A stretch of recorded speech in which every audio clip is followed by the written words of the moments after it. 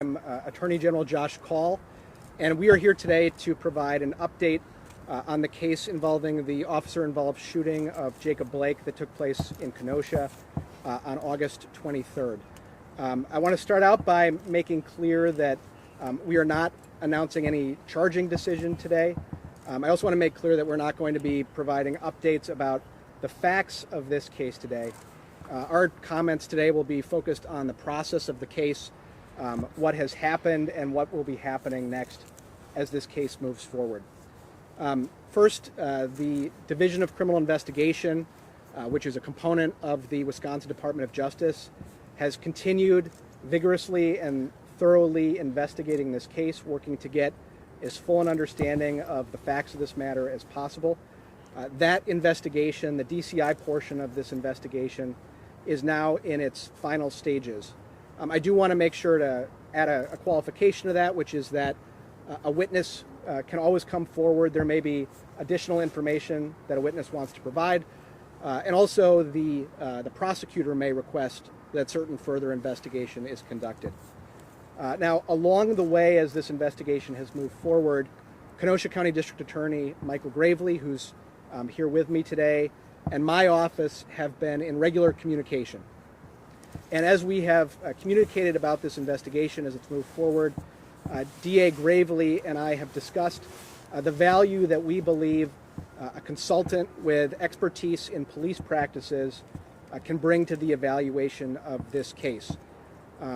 DA Gravely and I both believe that having an evaluation of the facts conducted by a consultant who can evaluate those facts in light of standard policing practices and explain where they are consistent with those practices or where they differ from them will help reach the most just outcome in this case. To make sure that there is no question as to the independence and objectivity of that consultant, DA Gravely has asked me to select a consultant. From my perspective, the critical characteristics in a consultant are that it's somebody who has the expertise needed to render a judgment that reflects expertise, and also somebody who is going to approach this assessment fairly so that we have a fair and objective analysis of the facts and the way that they relate to standard policing practices. So pursuant to that request, I did select a consultant, and one of the things we are announcing today is the identity of that individual. It is former Madison Police Chief Noble Ray, who's joining us here today as well. Chief Ray has extensive experience in law enforcement. He has been in the position to make judgments about when force needs to be used in the field. He served as assistant chief in Madison, and he served as chief of police in Madison. As chief, he was in a position to review use of force decisions made by officers. Following his retirement as police chief in Madison, Chief Ray worked on a national level, serving with the U.S. Department of Justice as a police reform specialist. He has analyzed cases involving use of force in cities around the country, and he has reviewed use of force policies that agencies have around the country. I am confident that Chief Ray will provide a thoughtful and fair analysis of the facts of this case. That is going to be the next phase in this case. DA Gravely and I both believe that having that fair and objective expert analysis conducted will help reach the most just decision possible in this case. So after DCI's investigation is complete, and as I mentioned, DCI is in the final stages of that investigation, which has been thorough and looked into the facts and followed the leads where they led, DCI is going to provide a copy of the file at DA Gravely's request to Chief Ray. Chief Ray will review that file and prepare an analysis of the case, again, reviewing how the facts line up with standard policing practices. After that, DA Gravely has asked that he be provided with the entirety of that information, both the expert analysis and the file of the case, so that he can make a charging decision at that point. With that, let me turn it over to District Attorney Gravely.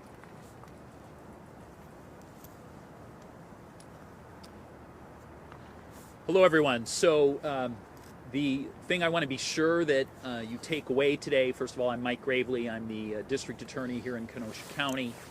But an important takeaway from this today is that the physical investigative file in this case is not coming to Kenosha or the Kenosha District Attorney's Office until this new and continuing phase that it just was described by Attorney General Josh Kaul is completed. So the investigative file that DCI is close to completing, it's not finished yet, but they are in the final stages, will go to Chief Ray. He will then provide analysis in a variety of directions in terms of his expertise, particularly on use of force. And that at the point that he feels that he has completed that analysis, the physical file and his analysis will be transferred to the Kenosha District Attorney's Office. I will be in consultation with Chief Ray at that point. There'll be an opportunity for me and Chief Ray to think about whether there's any additional investigation that needs to be done to satisfy both myself and himself regarding issues we think are important. And then a charging decision will ultimately be made. So certainly we're not here to talk about a charging decision today because this expert phase is now the next stage in this overall investigation. And certainly that transfer of this file from the Department of Justice will not take place until that expert phase is finished.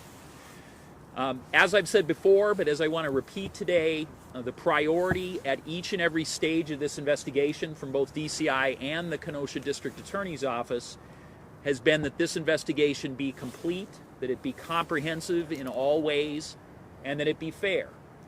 And a comprehensive and fair investigation is absolutely what all the parties involved in this case deserve. It's what Jacob Blake and his family deserve. It's what the public deserve, who certainly have taken an interest in this case and have certainly in dramatic ways talked about and have it be part of what informs them in terms of the debate about modern policing and race and systemic racism in our society. And then certainly the police officers and their families deserve a complete and fair investigation in all respects. So the gathering of relevant facts, that stage of this case is near completion, but now we certainly will benefit, as both the Attorney General and myself are in consensus, we both will certainly benefit from the assistance from an expert about this case. And I want to be sure you heard something very clearly that the Attorney General said, and that was that when I brought up the idea of a use of force or a policing expert to be brought into this case, I asked the Department of Justice to determine that expert themselves. I actually asked that I not be a part of the selection process. And I did that because I wanted the maximum confidence for whatever decision results in this case. I wanted the public to know that rather than there being a pre-selected outcome, that instead that independent agencies that were not going to be the ultimate decision maker, were the ones contributing the identity and participation of the expert in this case. Experts are used all the time to help determine criminal prosecutions, right? We rely on the state crime lab and all sorts of scientific expertise. Experts are used in domestic violence cases and sexual assault cases.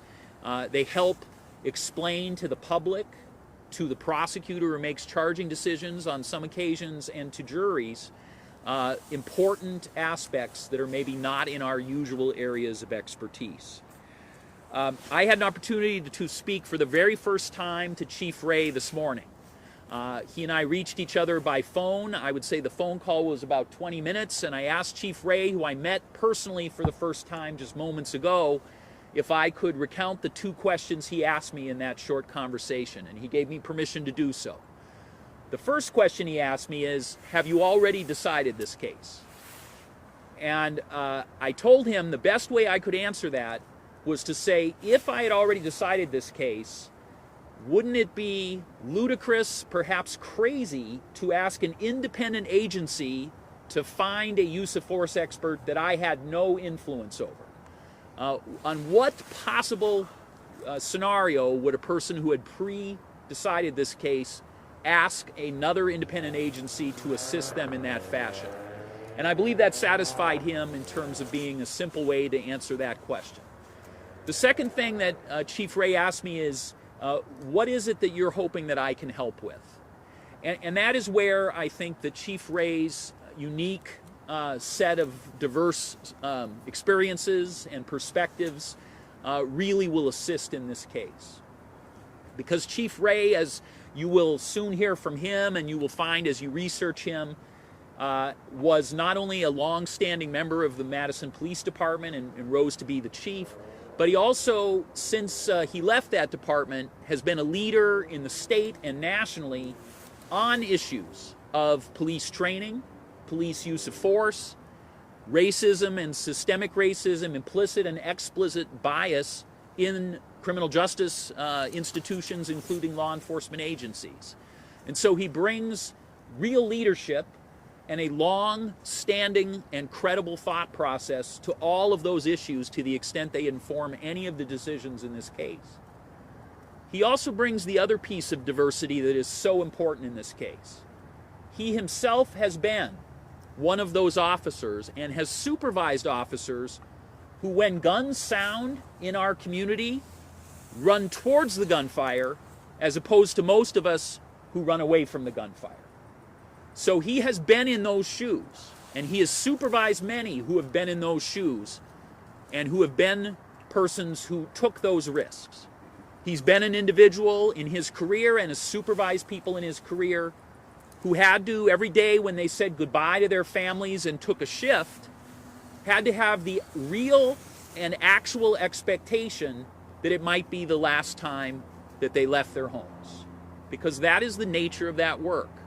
And that perspective is a valuable perspective if we are willing and if we think it's important to have a complicated conversation in any charging decision that happens in this case. So no pre-determinations have been made, but I believe that Chief Ray is really ideally situated to bring a diverse and abundant set of perspectives to what now needs to be thought about.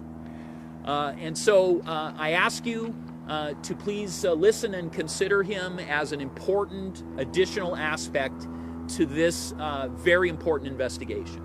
Thank you.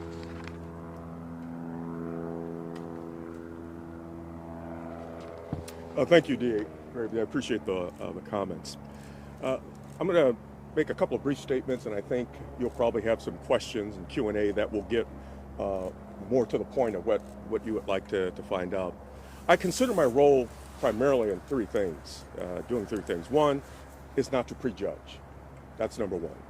Number two is to provide insight and perspective as a former law enforcement official, as a citizen of Wisconsin, as someone who is trained, as someone who is supervised, as someone who has had to make decisions related to use of force, and use of force up to and including deadly force. And so what I hope to do is provide that perspective, not just for the work that I did for the Madison Police Department, but my work nationally, being informed by so many departments that were in the process of reforming, oversight in terms of use of force, but it's broader than use of force. You know that when it all comes down to it, it's that single incident that you see out there is a culmination of a whole host of things that a department does. The Madison Police Department was unique. There's only 2 or 3 departments in the state of Wisconsin that historically did their own use of force investigations, use of deadly force in terms of officer-involved shootings. And Madison Police Department was one of those before Department of Criminal Investigations took over. So I think that provides insight. I also come to this humble, honored, and with a deep sense of the gravity of what's going on here. Not only in the community, not only in the police department, but also with those that are charged with investigating this incident. So I will leave those comments there. I will be willing to take questions, but as I said at the beginning, I bring 3 things. 1, not to prejudge. 2, to provide insight as an officer, as a supervisor, as a police manager. and as a subject matter expert that has dealt with these issues nationwide. So insight and perspective is what I'm here for. Chief Ray, have you been given a timeline for your services, and how much will your consultation cost taxpayers? I have not been given a specific timeline because, as the Attorney General mentioned, they still have the investigative file that needs to be complete and turned over. Once I receive that, it is my intent to do a fair and impartial review, but complete, but to move with deliberate speed, as quickly as I possibly can, that would not jeopardize an investigation in terms of giving the district attorney a sense of perspective and insight. So I do intend to move forward because I can appreciate having been a police chief for 10 years, how the community really wants, and they're waiting to find out that information. So I do intend to move as quickly as possible. And what about the cost? The cost to taxpayers? What will this cost taxpayers? What? I'm sorry, what, the investigation? What will your services cost taxpayers? I'm not sure, because it depends. I don't know what exactly I'm going to get in terms of an investigative file. I'm sure that there are witness statements I have to review. There's forensic evidence. There's video. So I can't answer that question at this particular time. What was your initial reaction to just the case as a member of the public, as a human being, when you saw maybe the video? What did hit you when you first heard about the shooting? It was graphic, and typically things that show up on TV will hit you in a certain way.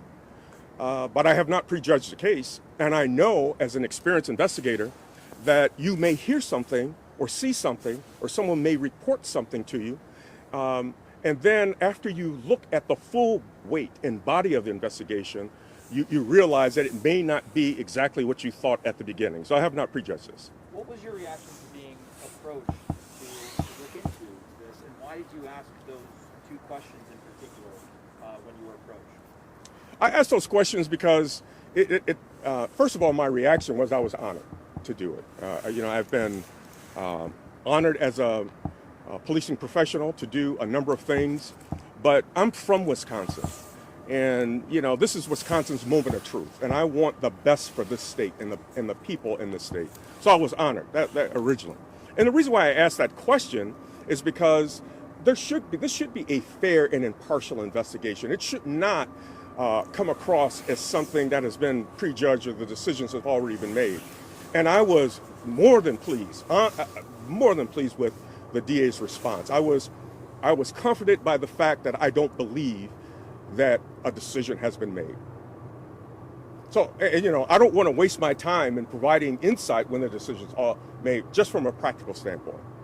Given the politicians that have visited, will you have a interpretation of ruling by election day? I don't want to give a specific time. I think it is important for me to do this in a complete and thorough manner and provide my perspective and insight to the Attorney General. But I think it's a mistake if you pick a day. There could be more witnesses. There could be more evidence out there. There could be more information that is produced as a result of this investigation. So I think it would be premature for me to give a particular time or date. Chief, I'm sorry if you already mentioned this, but will you be conducting interviews independent of the other agencies involved here, or just reviewing their work? My role is to review the work and then provide analysis in the form of a written report, and then provide some consultation to the district attorney. That is so far what I have been asked to do. So you won't be conducting a new investigation here, reviewing what's already been done? Absolutely. I will be reviewing what has already been done. It will be the investigative file. It will be any information that is needed for me to provide the Attorney General and specifically the DA with insight, perspective on my findings. There was a lot of controversy surrounding the Paul Heenan shooting in Madison. Do you think that might hurt your credibility when it comes to your analysis here and your investigation? Absolutely not. You can't be a chief of police for 10 years and not have questions come up about some of the things that you have done. All throughout my career, I have taken things that either were controversial or not controversial and I've looked back at it as lessons learned. I think that provides me insight. I think that provides me a sense of what can go wrong, what can't go wrong. So no, I think that actually helps. If I were the type of person that just walked away from that and not reviewed what I did, every officer-involved shooting that I've been a part of, and I've been a part of officer-involved shootings since the early 90s specifically, I've always reviewed and asked myself, how could I have done better, or how could the department have done better? And I think that provides insight and perspective. Will Yes. your report at the end of all this offer an opinion on whether officers should be charged or not? You know, I think it's getting a little ahead. I would like to discuss that in more detail. This has really moved pretty fast, as you heard earlier. I just talked to the DA this morning. My role is to assist, help, and guide, and support this in any way that I can. But I think I would like to have more of a discussion in terms of what the DA is looking for in terms of the final analysis of my report. So I think it's a bit early for me to be able to say what would be included in that. What were you about this? It's been in the last couple of weeks, an ongoing conversation about the potential of being involved in this as a subject matter expert, which I'm very comfortable with that, having done this on a national basis in the Department of Justice. I also was a deputy monitor in Cleveland during the Tamir Rice incident. So I'm really comfortable in this role. And so when I was approached, as I mentioned, the question I was asked earlier, I was honored, number one. And then number two, I want to do the best for the citizens of Wisconsin.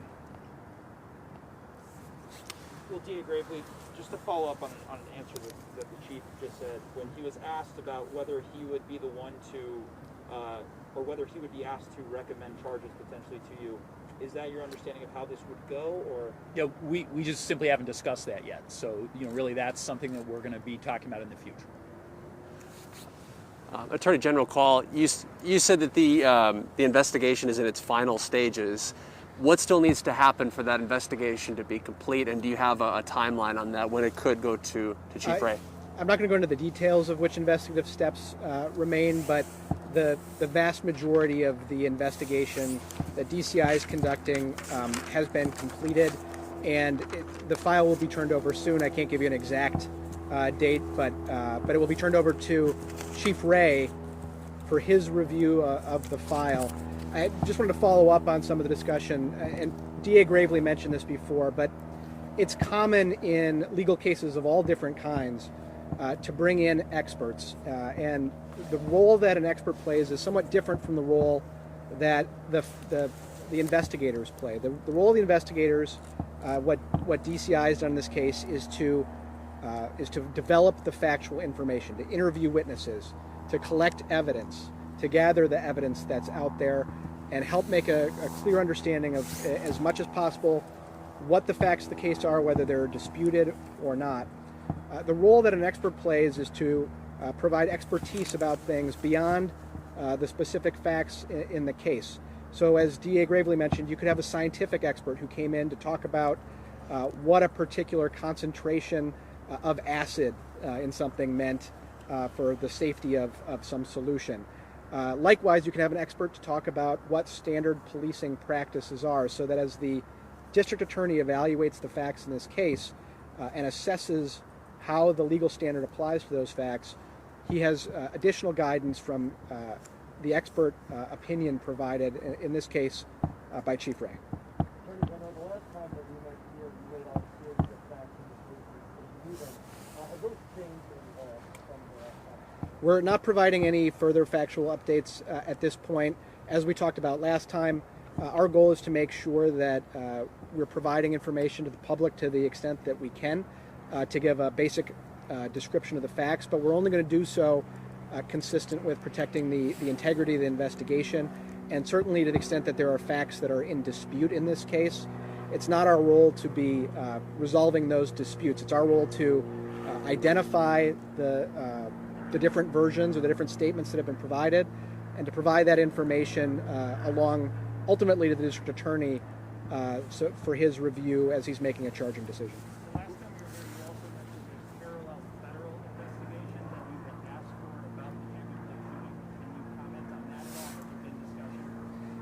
I know that the federal prosecutor in the Eastern District, the U.S. Attorney in the Eastern District of Wisconsin, has announced that there is also a federal investigation that's being conducted, but that's the most I can say about that.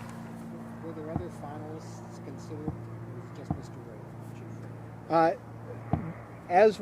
As I thought through potential experts, I gave thought to a few different people, and ultimately thought Chief Ray was the best selection for a variety of reasons that you've heard recounted here.